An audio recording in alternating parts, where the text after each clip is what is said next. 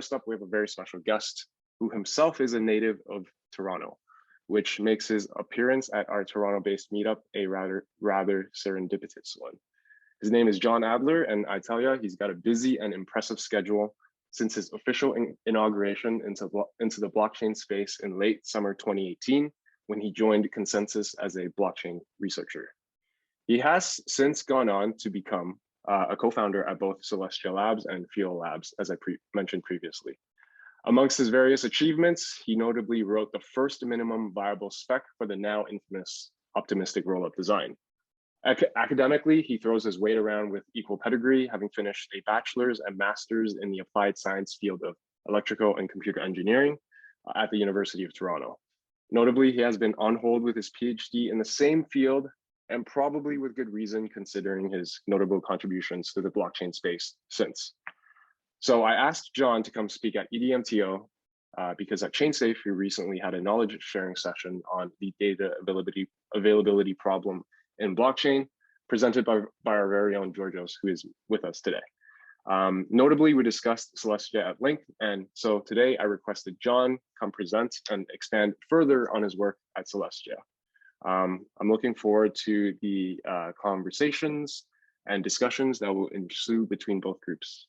And for those not in the know, Celestia is a minimum blockchain based on transaction ordering and data availability by way of decoupling the consensus and execution layers. Without further ado, I'd like to invite John up onto the stage now, and you can share your screen. And yeah.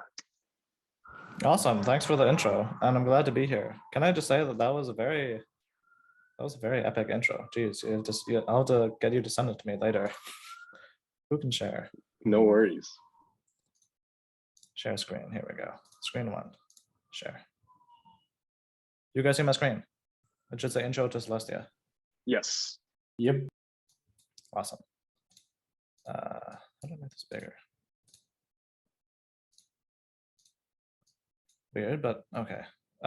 So I'm going to talk a bit about Celestia. Like Tim said, maybe you guys had an introduction to data availability the other time. So fortunately, that means I can skip over all that stuff because that's the hard part. And we can talk about something more fun, you know, what Celestia is doing and so on, and why it provides the benefits that it does. If at any point you want me to dive deeper into any topic, then also feel free to, you know, to interrupt me or whatever. I don't know how easy it'll be to interrupt me with Zoom, but I'll do my best. And as Eric2 is mentioning in the chat, I am in fact a PhD dropout, but I'm actually a PhD dropout, not like certain charlatans. Okay, so introduction to Celestia. A bit about me. Like Tim said, my name's John. I'm the co-founder of Celestia Labs and also Fuel Labs, where I do research and protocol specification stuff, which basically means I try to figure out what are the hard questions that need to be answered and do my best to answer them in a way that is okay. Sometimes there is no easy answer. What is Celestia? Celestia is the first modular blockchain network. It's specifically pioneered this whole modular blockchain paradigm that everyone is so excited about. And it does this by decoupling data availability and ordering from the execution of transactions. Why do we want to do this? Why is this even good? First, we should explore how current blockchains work, or not current blockchains, I guess, but let's say contemporary blockchains, the ones that have existed for the past 10 years or so.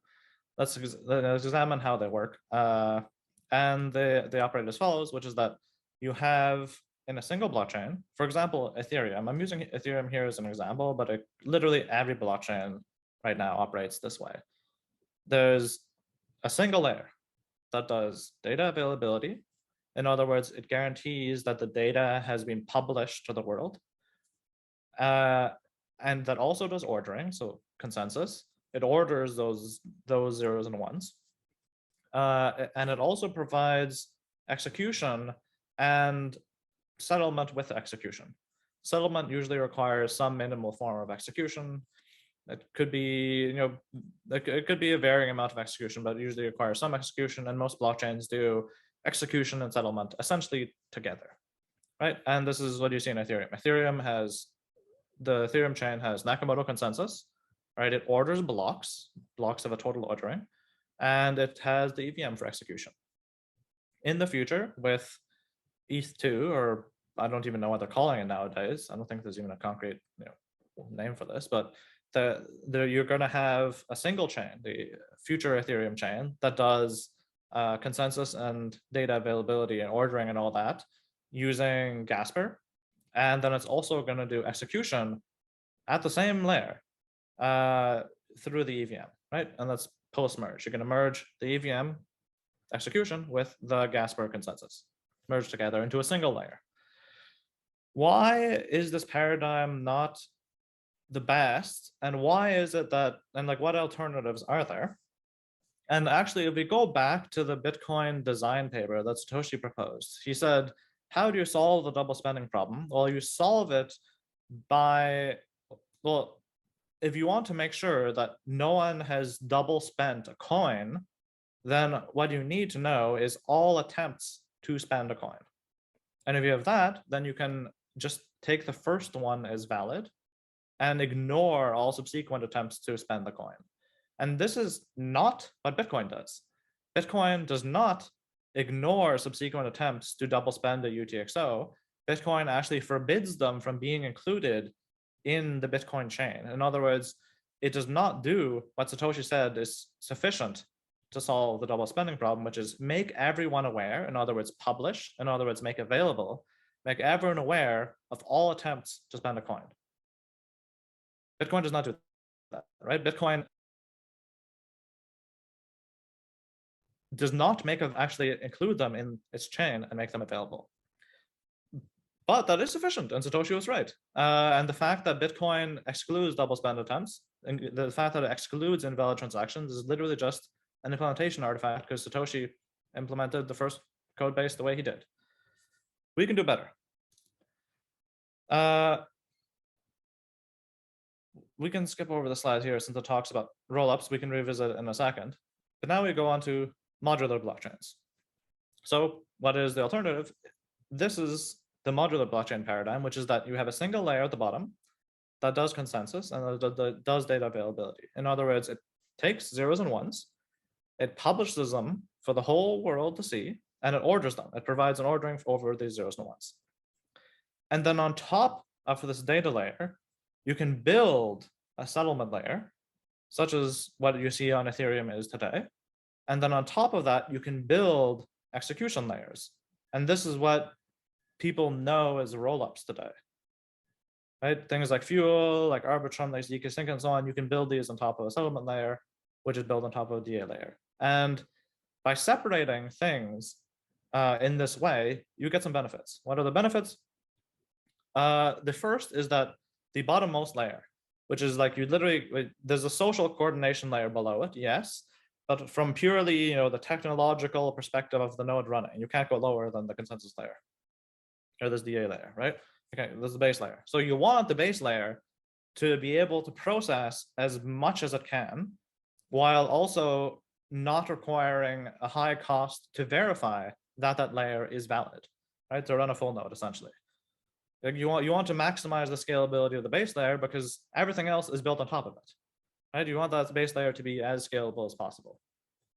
And if the base layer does not do execution, then you're freeing up resources to just do data availability, which means you can get more data availability out of the same machine, the same full node machine.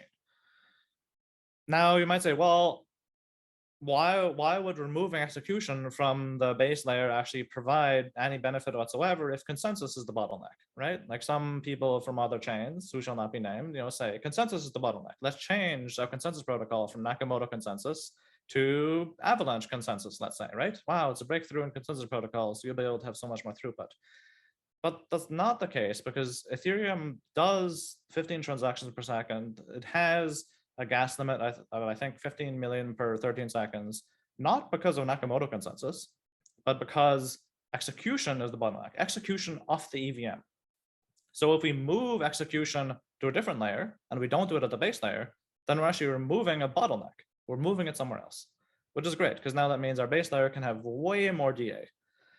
There's also additional benefit, things like data availability, which maybe this was covered in the previous talk, maybe it wasn't, but data availability specifically, not the validity of transactions, but data availability can be verified without actually downloading all the data. You can actually only sample a subset of that data and be guaranteed under some very weak assumptions that that data is available to the entire world. And you can use erasure coding schemes for this. This is the data availability sampling thing, formerly known as data availability proofs that people are so excited about. So things like Celestia is spearheading this. Polygon Avail is also working on a similar scheme, but less efficient in various ways. ETH2 is also working on a data availability scheme, data availability sampling scheme, and so on. Right. So this means not only do you get more efficient use of resources at the base layer because you're not doing execution, you also get the compounding benefit that it's even cheaper to verify the base layer because data availability can be verified using sublinear work instead of doing linear work. So you get like essentially huge scale out, amazing scale on the base layer, and then you can build execution layers on top of it, such as rollups. Okay, so how would rollups look in a modular blockchain stack? I said, here's an example of how a single instance of a modular blockchain stack might look, right? You have a data layer, settlement layer, execution layer, sure. But in the real world, what you may have is you may have multiple execution layers, multiple rollups, and potentially multiple instances of those rollups. And they could be running on top of a settlement layer that settles on top of a data layer, such as Celestia. And what you see here is actually what essentially the architecture of what we're building out at Celestia called Sevmos, which is, I think, a portmanteau of Celestia and Evmos, which itself is a portmanteau of EVM and Cosmos, I think. It's essentially an EVM instance that runs, and you can use it as a settlement layer. So it's like a plug-in replacement for Ethereum's EVM. And then you can just take a rollup as it exists on Ethereum today. So your favorite rollup like Fuel or Arbitrum or zkSync, whatever your favorite one is, and you literally just copy and paste it, run it on top of the Sevmos settlement layer, and you get massive scalable data availability through Celestia, while also getting all the nice properties of an EVM equivalent or potentially EVM different rollup, whatever you know and love. There's other ways that you can build this though. And this is the amazing thing of having a chain that exists only as a data layer, where the absolute base layer you have is just doing data availability, not doing any execution. And note that this is different than solutions like Polygon Avail or Ethereum. Celestia is different because Polygon Avail, to use it, you need to run an Ethereum full node. Then on top of that, Avail is built. So if you want to use Avail for data availability, you need to first run an Ethereum full node. That's pretty expensive. That's pretty hard. I actually just submitted a PR that got merged to the Go Ethereum repo, my first contribution to that repo, that changed the minimum hardware requirements from a 500 gigabyte SSD to a 1 terabyte SSD. Because my freshly synced Go Ethereum node took up 600 gigabytes. You can't run it on a 500 gigabyte SSD anymore. Just default sync settings, no special features, no like archive mode or anything, just default sync settings. It doesn't fit on a 500 gigabyte SSD. It's very expensive, right? And you need SSD and so on. And that 1 terabyte is going to get filled up pretty fast. A few months, because there's no online pruning in Go Ethereum, that 1 terabyte is gone.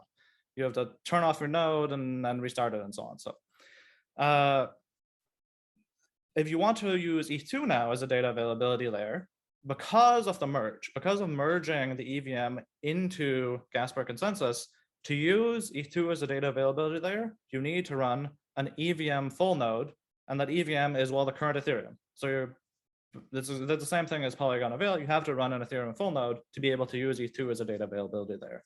Celestia is fundamentally different. It is a general purpose data availability layer, which means you can use it for data availability and only have a very small amount of overhead, which is just basically the consensus, the Celestia consensus, which is a very cheap tendermint, right? And like we said before, consensus is not the bottleneck. The overhead of consensus is not the bottleneck, it's execution. That's exactly what the Ethereum community has been telling, literally everyone who says that consensus innovation is what drives scalability, and they're all, the Ethereum community is correct in this, execution is the bottleneck. So you can do things like what's on the slide. You can have a sovereign rollup, where it's a rollup that does not settle to a smart contract on an EVM. Rather, it's a rollup that settles to itself, essentially. In other words, it acts like a layer 1. It has the ability to hard fork, to fix bugs, or to change its consensus rules, or to upgrade itself, or to become better, to improve. And a rollup on Ethereum, a non-sovereign rollup, cannot do this, right? You need to have governance via multisig or via DAO or some token holders, right? And this is different than a layer 1, and it's different than a sovereign rollup. A layer 1 and sovereign rollups can hard fork to fix bugs and to improve themselves. And this is like a very important feature, the ability to have a rollup that is sovereign, that gets the shared security off the data layer while also retaining the ability to hard fork. Okay. Okay, so now now there's a slide here that says, okay, so I talked about Sevmos. I talked about rollups that run on Sevmos, or that rollups that run directly on Celestia. But what happens if you don't want to leave Ethereum entirely and you want to say, okay, I still want Ethereum, right? There's liquidity here, right? There's a nice developer community and so on, right? I don't want to abandon that just yet, right? Maybe in the future, but for now, at least I want to be tightly integrated into Ethereum. That's also fine, because Celestia can also provide a service here. And this is where Celestia and Ethereum come together and provide the best of both worlds in the form of Celestiums. What's a Celestium?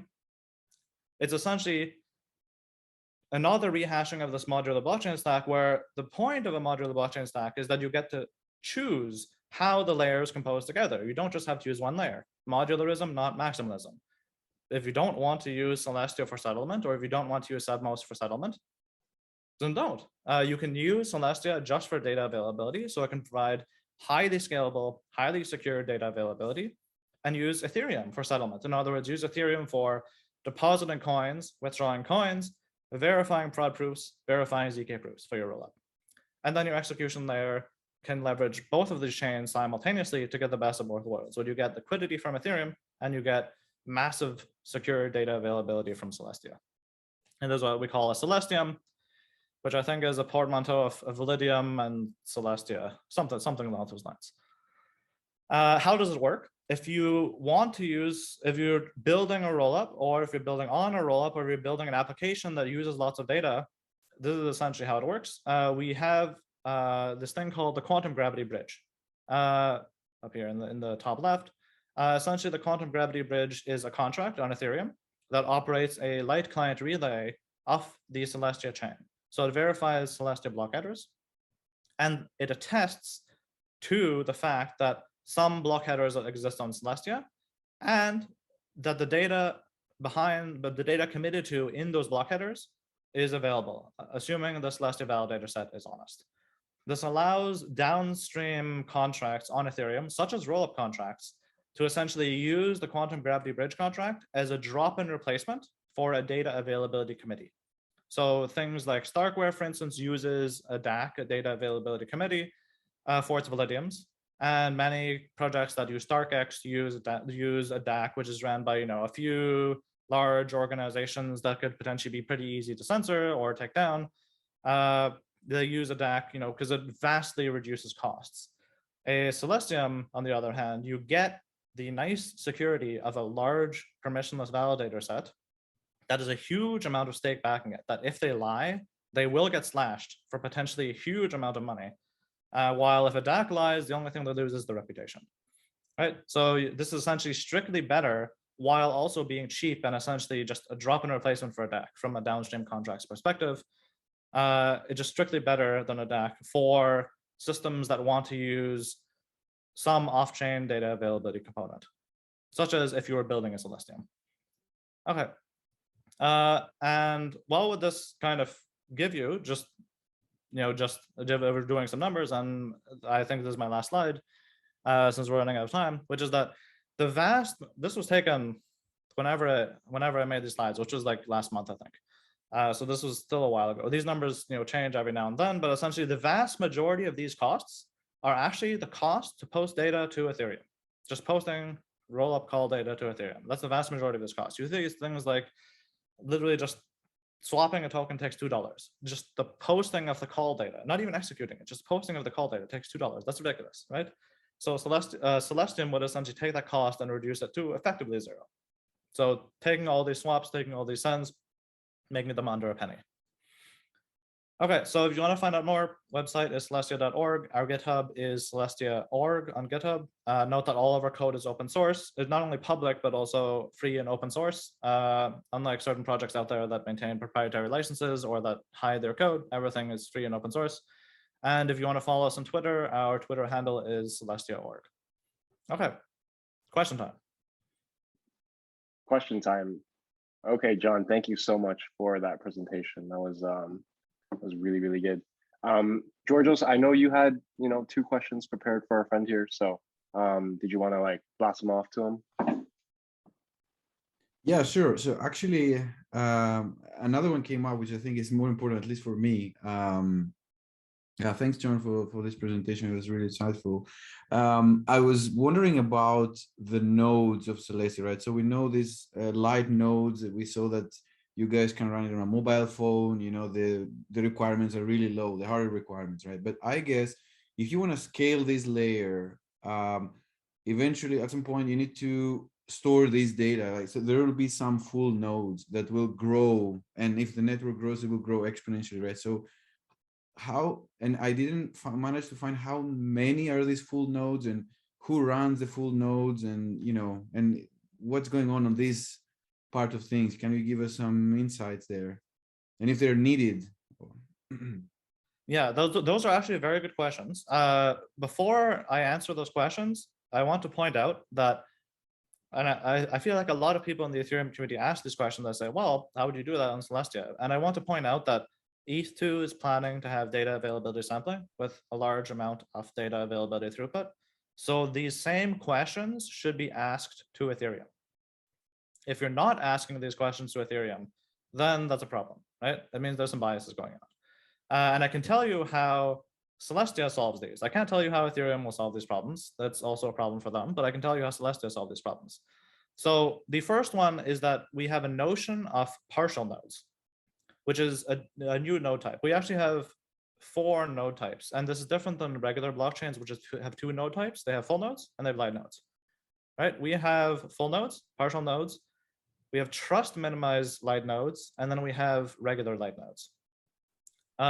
Full nodes and non-trust minimized light nodes operate the same they do as in a normal blockchain, but we have these 2 node types in the middle: partial nodes and trust minimized light nodes, where a trust minimized light node just does data, just syncs the block headers and does data availability sampling, right? So you are at least guaranteed that it can verify that data is available, but it doesn't contribute anything to the storage. It doesn't produce fraud proofs and so on, but it's much more secure than a regular light node that you would get in a contemporary blockchain, because it can at least do data availability sampling. So you're going from an honest majority assumption to an honest minority assumption, which is much better. What does a partial node do? Well, we note that the blocks in Celestia, the vast majority of that information is stateless, right? It's essentially just zeros and ones that the Celestia chain itself does not interpret. So the storing, both the execution of the block, which is no execution, and the storing of the block can be done statelessly. You don't need to know the previous block to know what the current block does, essentially, because the current block doesn't do anything, right? It just zeros and ones. The Celestia chain doesn't interpret those zeros and ones. Because of that, we can have partial nodes that essentially, rather than storing the entire chain from Genesis, they store a subset of the chain. Could be some random subset, it could be whatever you want to configure it. But essentially, this means nodes can contribute to storing data for the whole network without actually storing the whole chain. They can just store a small subset of the chain. And in fact, you can even go so far as to say data availability sampling light clients can store the individual shares they've sampled and also contribute them to the entire network. So because of this, you don't need to have just, it's not a binary choice of, okay, a full node that stores everything, and then I have a light node that stores nothing. No, there's nodes in the middle that we have that can store a subset of the data. That's the first thing. The second thing is that ideally the system, I mean, this is an implementation detail, but it's an implementation detail we're not just gonna ignore. We're gonna put it front and center as a first-class citizen, which is that all of this data on Celestia does not need to be on an SSD. It does not need to be on fast random access storage because it's not state, right? So moving the data from hot storage into cold storage, moving into a hard disk drive, which is much cheaper to have a huge amount of, is essentially going to be something that we support as a first-class citizen feature, so that just through normal operation of the node, you don't need to have 1 terabyte SSD to sync the node. Rather, you can have a small SSD and just dump everything else to a hard drive. Cool, that makes sense. Actually, that last part was the most important for me. Like, so if I want to run a full node of Celestia, like that's good with the partial nodes, but if I want to run a full node, and like I would need some terabytes, right? Some like at least storage capacity, right? If you wanted to keep Eventually. track of all historical blocks for all time forever, and you wanted your node to do that, then yes, you would need a huge amount of data storage. There's no way around this. The same applies for any chain that offers high data availability throughput. You can do things like, prune it after some time. This is, I think, EIP 4.4s, but that doesn't solve the fundamental problem because someone still needs to store it, right? You're just changing some default parameters in the node. Yeah, it makes sense. And I think this goes a bit to one of the questions that I sent to Tim before about Filecoin and IPFS, right? So we know that there's fundamentally different concepts here because Filecoin is more about storage and but like, can Celestia be like, or can you build something similar on top of Filecoin if you have basically a data sampling algorithm, right? Is this? If you did, then yes. The problem is that Filecoin currently doesn't have consensus over available data. And what this means is you have this very strong guarantee, which is that in order for someone to even attempt to trick you into thinking that data might be unavailable, not that they would succeed, but like even to attempt to on Celestia, 2/3 of the entire validator set, which again could be a huge amount of money, must be doing the tricking, and they will get slashed and will get penalized. Just adding data availability sampling without this economic backing means that it's essentially free for someone to try to trick you, and this could be a denial of service vector. So in file storage protocols like Filecoin, like Siacoin, like I don't want to talk about Arweave is a bit special. Let's not talk about that. But in file storage protocols like Sia and Filecoin, you don't actually have global consensus over the storage of the files because not everyone stores all the files, right? If they did, then it wouldn't be a file storage protocol, it'd be an availability protocol. It would be about publishing the data to everyone as opposed to a subset of the nodes being service providers and storing the data. So these are like fundamentally different things. Makes sense. Cool. Thanks. Okay, I think Eric asked a question. Is it okay if I answer Eric's question, Georgios? Sure. Yeah. Thanks. Okay, so Eric asked a question, which is, do you see ETH2 converging to the same model as Celestia when it has GA sampling and so on? Seems like there isn't a reason why you can't build a sovereign rollup on there. That is correct. You can build a sovereign rollup on top of ETH2. In fact, you can build a sovereign rollup on top of Ethereum, and you can in fact build a sovereign rollup on top of Bitcoin. You can just use op returns, and you can use those 80 bytes to build a sovereign rollup that does not interact with Bitcoin, but that shares security with Bitcoin, right? It would just be very expensive. But why would it be expensive on Bitcoin and Ethereum? And would it be expensive on ETH2?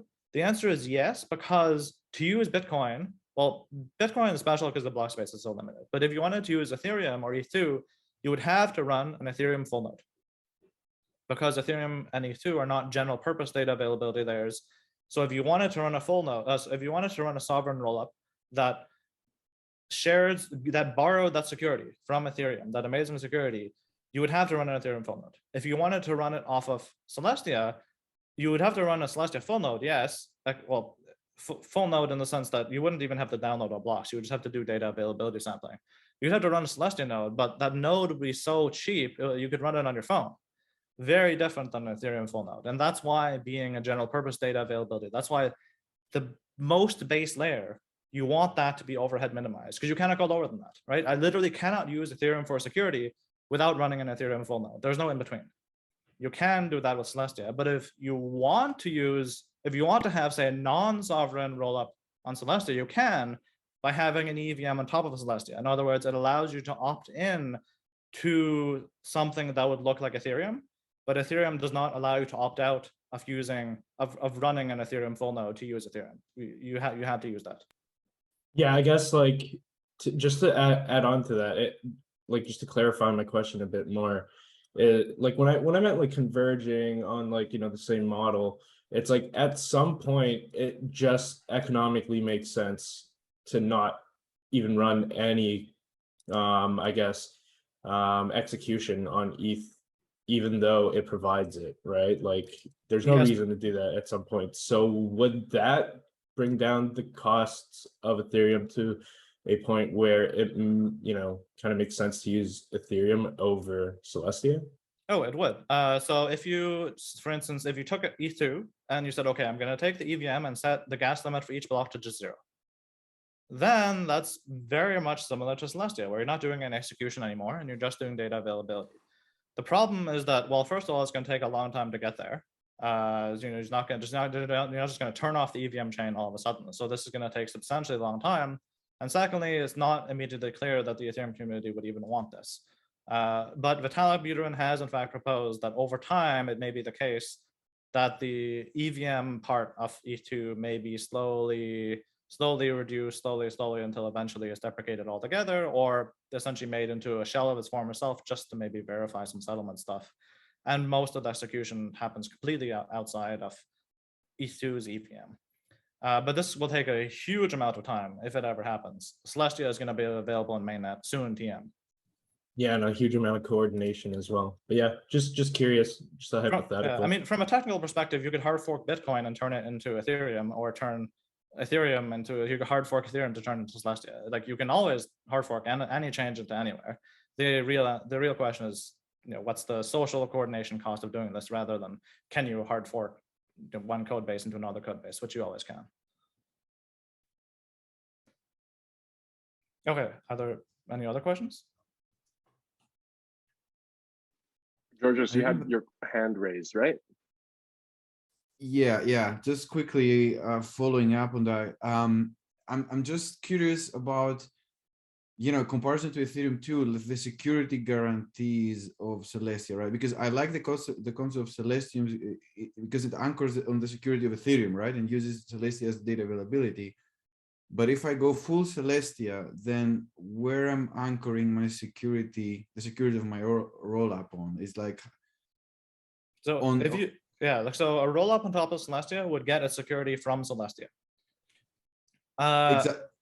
And there's a few subtleties here, which is that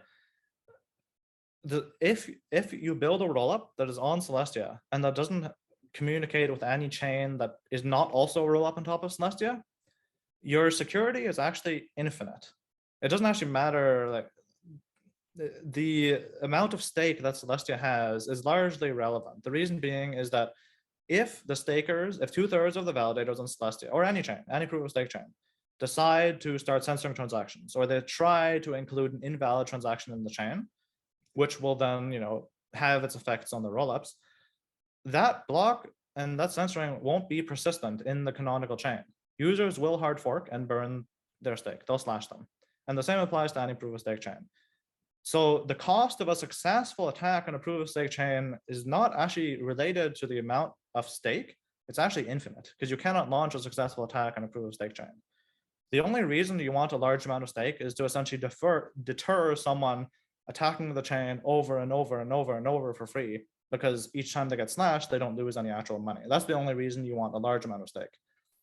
But the actual cost of a successful attack is essentially infinite, because the community can coordinate around and just burn their stake. So really, block space and proof of stake chains is largely fungible. It doesn't matter if you have 5 billion security budget or 5 million stake versus 10, sorry.